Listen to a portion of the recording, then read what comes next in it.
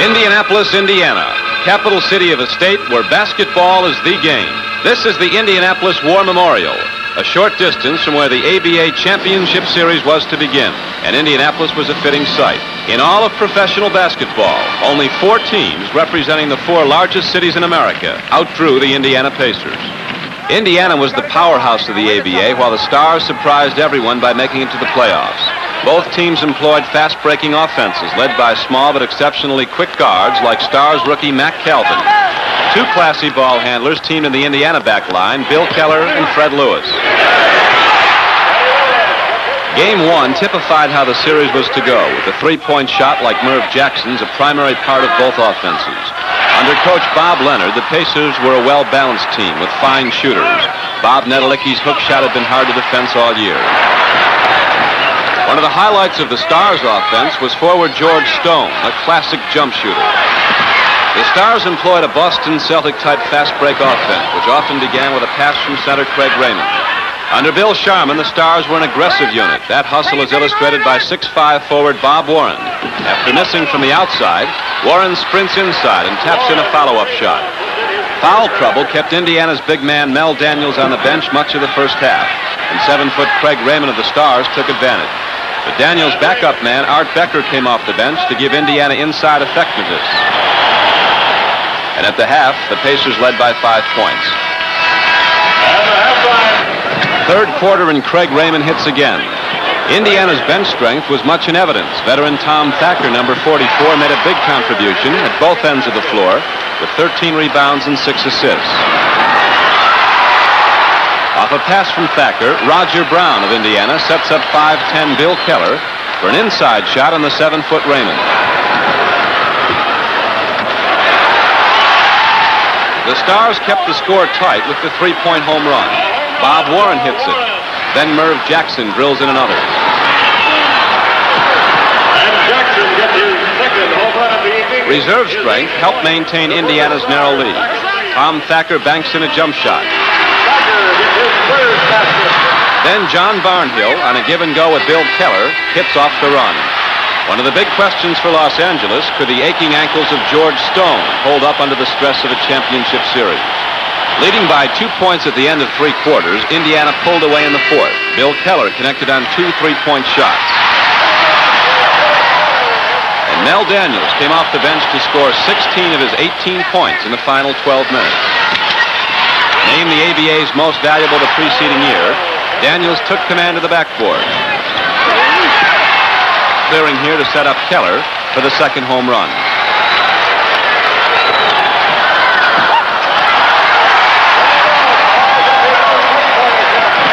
Los Angeles couldn't stop Mel Daniels, and Indiana won the first game 109-93. What the 3-point shot means to ABA basketball is explained by Stars coach Bill Sharman. We have added the home run in basketball, where now any of the players that shoot from behind 25 feet gets to the 3 points instead of the 2. The overhead camera gives us a good illustration of the ABA's home run. Any shot like this by Merv Jackson, taken outside the 25-foot perimeter, counts 3 points. Now Indiana comes back down the floor, and guard Fred Lewis sets up a 3-point shot attempt with this pass. No good, but Lewis puts a shot up from just inside the perimeter off the rebound, good for 2 points. It gives the little man more of a chance to balance up his value in the game compared to the big man. There's no doubt about it that your big centers dominate the game with the rebounding, block shots, starting the fast break. But if we can get more of the guards and the little men hitting this 3-point basket or the home run, that certainly it's going to add an awful lot to their value. And the thing that makes it so exciting, it's a little bit of something extra any time of the ball game. It doesn't have to be the last 2 minutes of the game to get the fans excited. The Indiana Fairgrounds Coliseum was the site of Game 2. Bill Keller hit early from the outside. The Stars demonstrated the style of play that carried them from last place early in the season to the ABA title series. George Stone stays with it until the ball finally drops through. This was a game in which Indiana's big men were to prevail. After a feed from Roger Brown, Nedelicki missed the hook, but Daniels stuffed the rebound. Mel Daniels' strength off the offensive board was evident again as he follows up another missed shot for another Pacer field goal. And Bill Sharman's expression tells the story of what his team was up against. The Stars would not be beaten easily. Hustle and the three-point shot carried them to a halftime lead. After Bill Keller stole the ball for Indiana, Bob Warren took it back, and Merv Jackson connected for a home run. Jackson, who went on to score 28 points in this game, is a shooter. When left open from the outside, Merv Jackson delivers.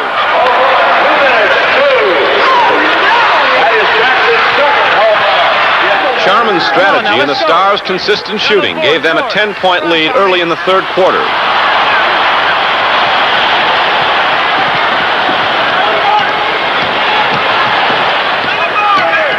Whenever they got the opportunity, the Stars would take the long shot like this by Mac Calvin.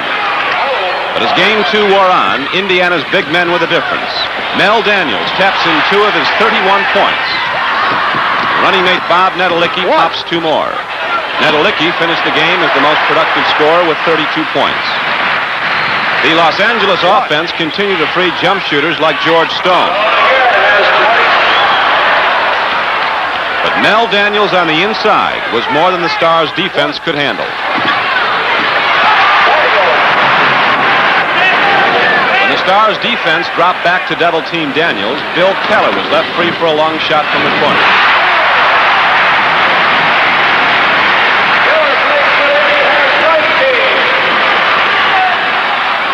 Bill Sharman felt the Pacers' offensive rebounding was the difference in this game. While Indiana's strength was inside, the Stars continued to go for the outside shot. Bob Warren hits. But soon the 10-point lead had gone. Mel Daniels' jumper tied the game midway through the fourth quarter at 96 all. Bob Nedelicki's shooting was spectacular. He hit on 10 consecutive attempts from the field.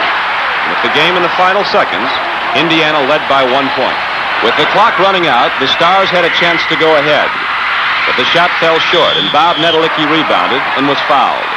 Teammate Mel Daniels was shaken up on the play, but Nedelicki calmly walked to the other end of the floor to drop 2 free throws that would ultimately decide this game. When the first shot went in, I was real confident, and the second shot went in, and there's just something mentally that you know you got the game won, and we did it. Mac Calvin's attempt to tie the game with a three-point shot fails.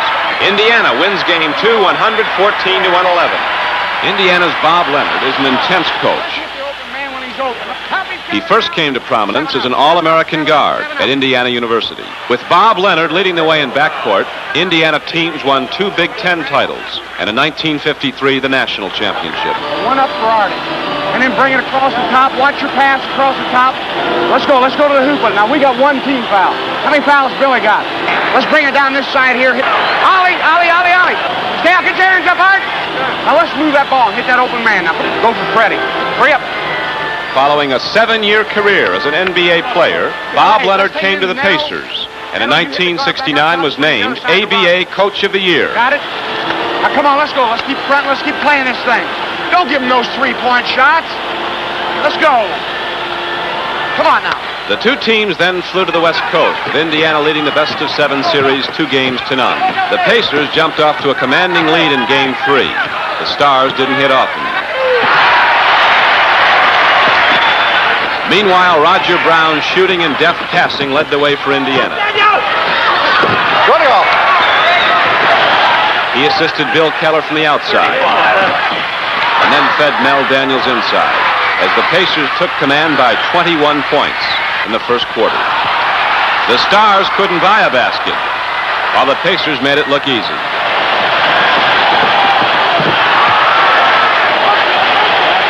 Stars coach Bill Sharman had much to go over with his team at halftime. Sharman's halftime discourse was effective. The Stars moved the ball quickly to free their fine outside shooters, who'd shown very little in the first half. It was a totally different ball game in the second half. George Stone couldn't miss. And the Stars following sensed an upset. Indiana began forcing shots. This one by Bill Keller was good. The real story of Game 3 was George Stone. He would bring Los Angeles to its first win in the championship series with a 31-point game, 27 coming in the second half. Los Angeles had it all going right.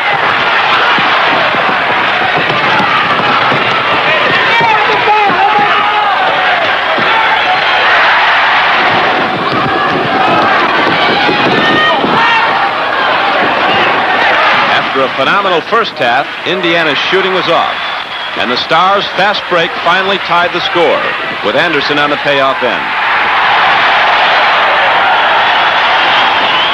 George Stone continued to hit from the outside.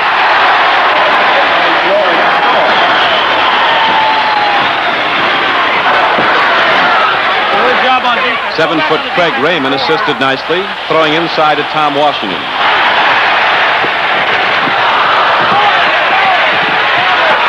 He could hardly believe it himself.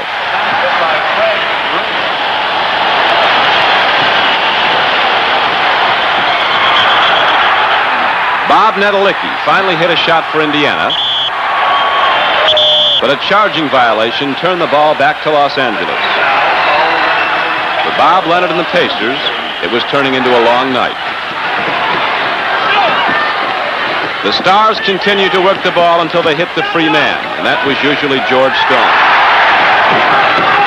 Indiana needed points fast, and Fred Lewis responds here with a home run. The Stars' offense was simple. Work the ball, then get it to George Stone. He took care of the rest.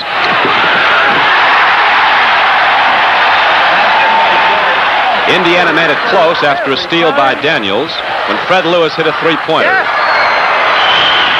But Los Angeles was not to be denied, and the Stars took Game 3, 109-106, and now trailed in the series 2-1. Bill Sharman was voted ABA Coach of the Year, along with Denver's Joe Belmont. Defense is great now. I don't know why we can't get in front of the guy. Bill Sharman of the Stars had always been a winner. As a collegian, Bill Sharman was twice an All-American at Southern California. Change sides. The only way we're going to get it back is to play it smart. Don't try to jump over him. Get your hand on the guy. Now let's try to get down low so they don't penetrate. That's where we get mixed up. Then when Tom has to switch or somebody, that's when Daniels is on that board every time.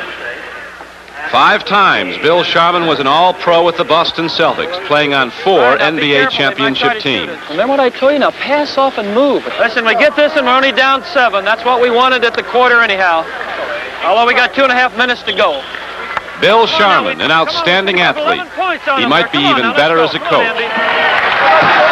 The story of Game 4 is told in this opening sequence as Roger Brown hits the three-point play. Called by some the new Elgin Baylor, Brown is the toughest player in the ABA one-on-one. Teammate Bob Nedelicki has exceptional moves for a big man. George Stone continued to hit for the Stars as they kept the game tight. But oh, that Roger Brown. His quick hands are equally productive in assisting teammates. Fred Lewis, home run. Bill Keller can also deliver from the outside. Despite Brown's heroics, the Stars kept it close as Anderson assists Craig Raymond. As it has been throughout the championship series, the three-point shot has been the big weapon for Los Angeles. Again, Mac Calvin's ball handling sets up the three-point shot as Bob Warren delivers from the outer perimeter. It's been said of Roger Brown, his moves mesmerize the opposition.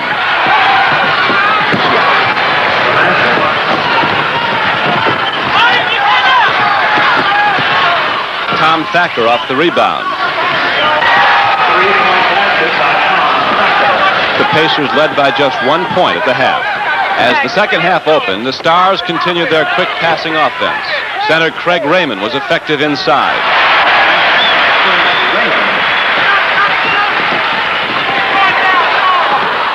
Roger Brown, on the way to a record 53-point production, personally dominated Indiana's offense.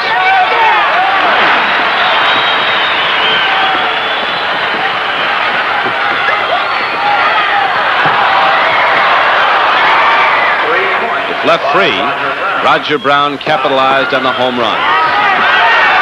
3-point basket by With the Indiana defense covering George Stone closely, the Stars went to the backcourt for their points. Mac Calvin hits the three-point play. Roger Brown's defense was also very instrumental in the Pacers' fourth game victory.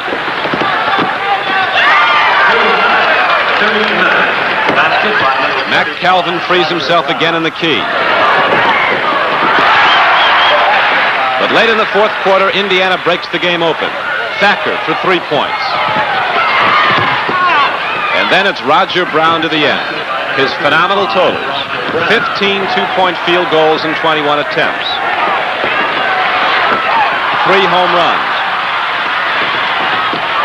14 of 16 free throws. 13 rebounds. 53 points. Somebody.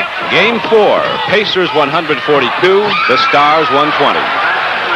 It took Roger Brown many years to get his chance in pro basketball, but in a very short time, Brown has established himself as one of the game's truly outstanding players. Now they're back in Indianapolis from Los Angeles for Game 5 of the championship series. The big question now is, can the Pacers maintain their momentum and win it before this big home crowd and national television audience? Rookie guard Mac Calvin was the Stars' prime mover in Game 5. He started with an assist to Craig Raymond. Calvin made up for the lack of size with quickness and excellent ball handling. To Jackson, home run. Yes.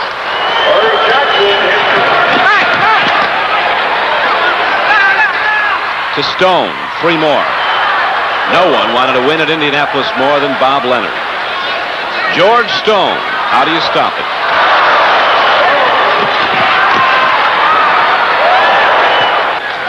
The Indiana backline players combined for points. Fred Lewis to Bill Keller. Before the sellout crowd at the Indianapolis Coliseum, the marvelous shooting display continued. Merv Jackson to George Stone. In Game 5, the lead changed hands on 16 occasions, with the score tied 14 times. The Indiana players, when tied up, invariably look for Roger Brown, who seems always to be free. He scored 39 points. Mac Calvin of the Stars penetrated consistently with his quick ball handling, freeing himself for 33 points. Roger Brown plays tough. Willie Wise hits the deck as Brown moves in to score. The aggressive play of Mac Calvin, the former Southern California captain, is well illustrated here. Intercepting the ball, he flips it into Merv Jackson. It's quickly back to Calvin for a banking jump shot. Another quick guard, Fred Lewis of the Pacers, takes it all the way for a 3-point shot that brings almost 11,000 Hoosiers to their feet just before the half. Bill Sharman felt the Stars' acquisition of center Craig Raymond was the turning point in the season. Go ahead. Indiana pivot man Mel Daniels comes right back to score on Raymond. As quarterback of the Stars' offense, Mac Calvin leads the way with his lightning-fast dribble. In this game, when a man wasn't open, it was Calvin who was hitting from the outside. With Roger Brown, the defensive player is in a dilemma. Play him tight and he'll drive, stay back, and he hits the three-pointer.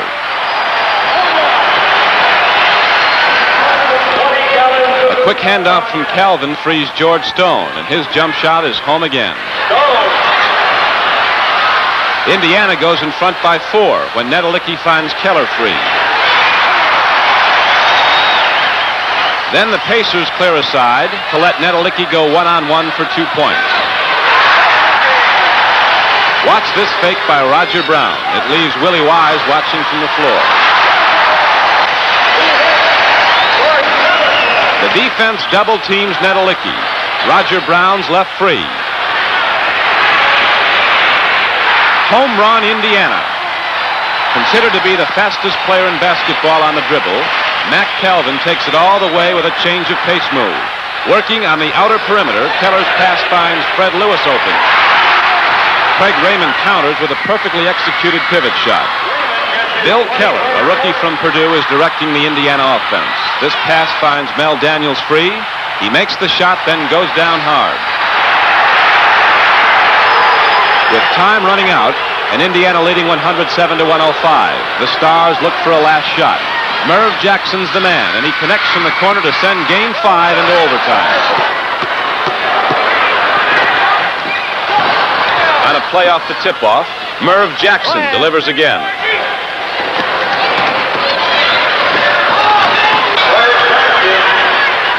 Then Bob Nedelicki makes a big play for the Pacers. Hitting the inside shot, he draws a foul. And 7-foot Craig Raymond is out of the game.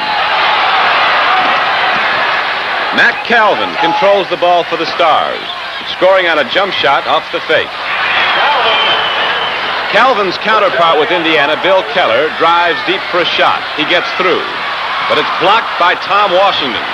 And the ball is back to Los Angeles, with Calvin hitting again from the corners. Soon after, Mac Calvin's foul shots ice Game 5 for the Stars. Final score, 117-113. Indiana now leads 3-2. Among the entourage flying back to the West Coast for the 6th and what would be the deciding game were ABA Commissioner Jack Dolph on the right and League Publicity Director Bert Schultz. This was the last time the Stars would be at the sports arena. Next year in their new home, the Utah Stars expect to challenge again for the ABA title. Roger Brown hit early for a three-pointer. Before the game was over, he would connect on a record 7. The Stars continued their fast-breaking offense with George Stone taking it all the way. Roger Brown, on the way to a 45-point game, gave Indiana another field goal with a perfect display of one-on-one basketball. Impossible to stop, Brown took advantage of every shooting opportunity. Another home run. And Indiana's big men like Bob Nedelicki were very much in the game. The Stars moved the ball on the outside to set up pivot man Craig Raymond for a fadeaway shot.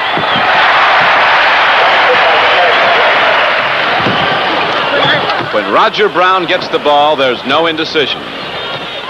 On a switch hand dribble, he takes it to his spot. Home run, Indiana.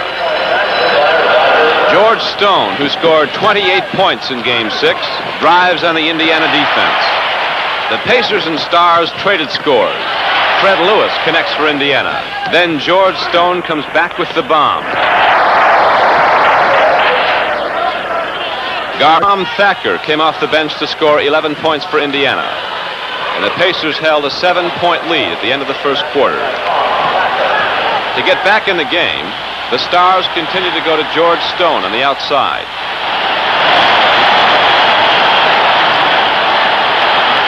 Mac Calvin's quick hand saved the ball. And then, as he's done so often, Calvin gets free for the shot. Calvin's ability to move the ball inside left George Stone in position for another three-pointer. And the Stars have the lead. But another spectacular play by Roger Brown before the half sent Indiana to the locker room, leading by a point. In the third quarter, Bill Keller fakes the defense inside, then hits the home run. But Indiana's offense was almost entirely Roger Brown. One play turned the game. On this inside shot by Mel Daniels, Craig Raymond turns an ankle, and the Stars center is out for the last 19 minutes of Game 6.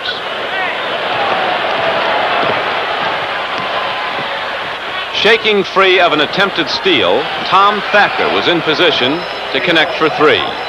With the Stars now in front, Merv Jackson hits.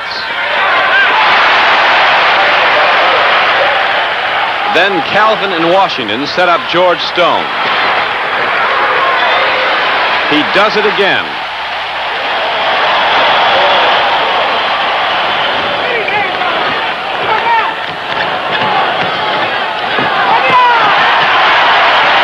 The Stars led by 2 at the end of the third quarter. But the question was, could they hold without Craig Raymond?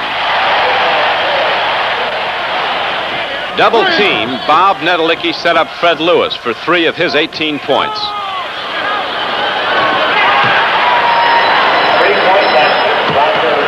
Now the Pacers were on the move as Fred Lewis hit again.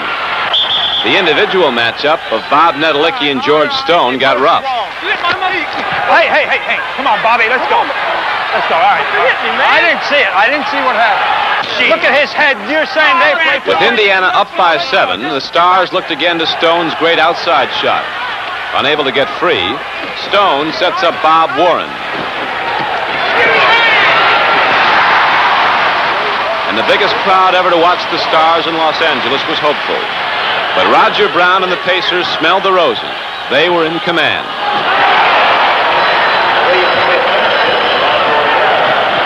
Roger Brown, on the way to a record 7 home runs, delivers again.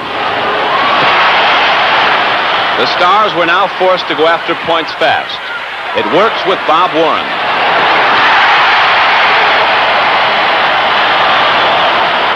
Indiana's lead was cut to 4.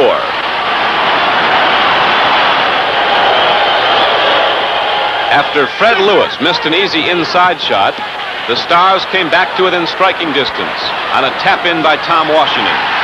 Maybe they could do it.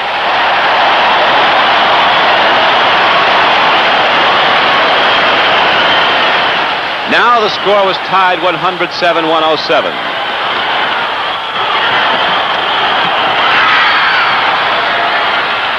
And this time, Lewis delivered to give Indiana a 2-point advantage. Bob Nedelicki watches as Roger Brown sinks 2 free throws in the closing seconds. Indiana led 111-107. That's how it ended. 2 straight years, the Pacers had been to the final series. Now they were American Basketball Association champions.